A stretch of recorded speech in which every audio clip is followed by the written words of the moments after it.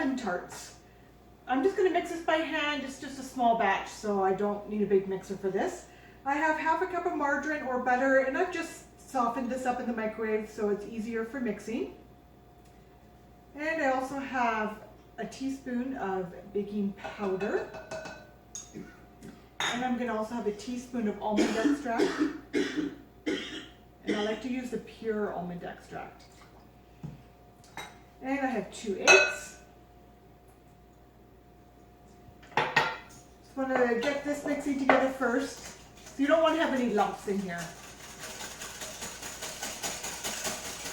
And I also have 3/4 of a cup of sugar and 3/4 of a cup of flour.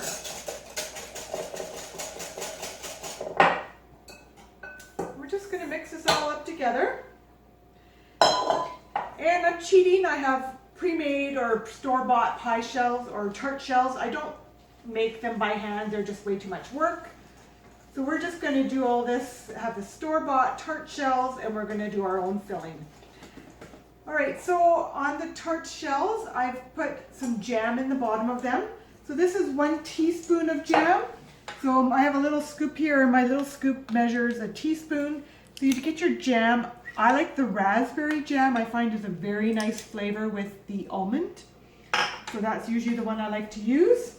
And we're going to scoop our almond mixture on top of that. But just let me get this all cleaned up here a minute, and I'll show you what that looks like before we put them in the oven. All right, so my scoop that I used for the jam measures 1 1/8 across, and that measures approximately a teaspoon. And the almond filling that I'm putting on top is my cookie scoop, which is 1 5/8, which is about a tablespoon worth of dough. No, yeah, tablespoon and a half. I measured that. So we're just gonna get these on top, and we're gonna bake these in the oven, 350 degrees for about 20 minutes before we put our little bit of glaze on top. I'll let you know exactly how many this makes once I have it all scooped out, and then we'll get these in the oven. So this made 16 tarts. We have to glaze them yet, but I want to let them cool before I glaze them. So usually that package I bought had 30 tarts in it, so you could double the recipe if you wanted to make sure you do 30. So I just want to let these cool though before we put the glaze on. I'm just going to leave them on the cookie sheet here. Nice and golden. Got the nice little hump on the top. Perfect. So I'll show you what they look like once we've glazed them up, or I'll show you how to glaze them, and we're going to wait till these cool down and we'll have to give one a try.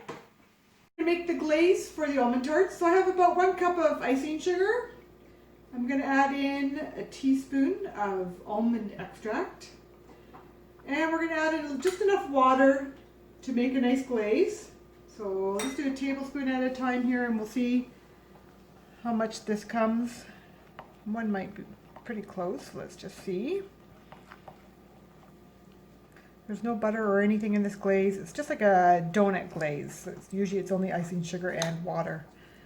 Okay, I'll need a little bit more. Maybe about half.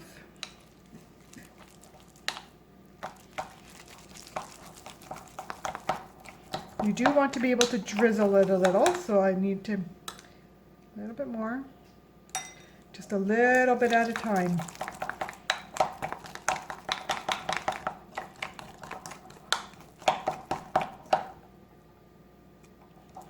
All right, so you got that, can see that consistency there?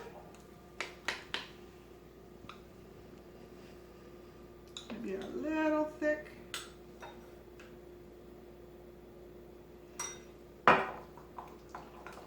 And if you accidentally put a bit too much water in, just throw in a little bit more icing sugar. All right, so we're just going to drizzle the tops of these and let that harden. You can freeze these or eat them right away, of course. And I have my recipe there. So yeah, if you want to make twice as many, double the recipe to use up a full package, a package of 30 tart shells.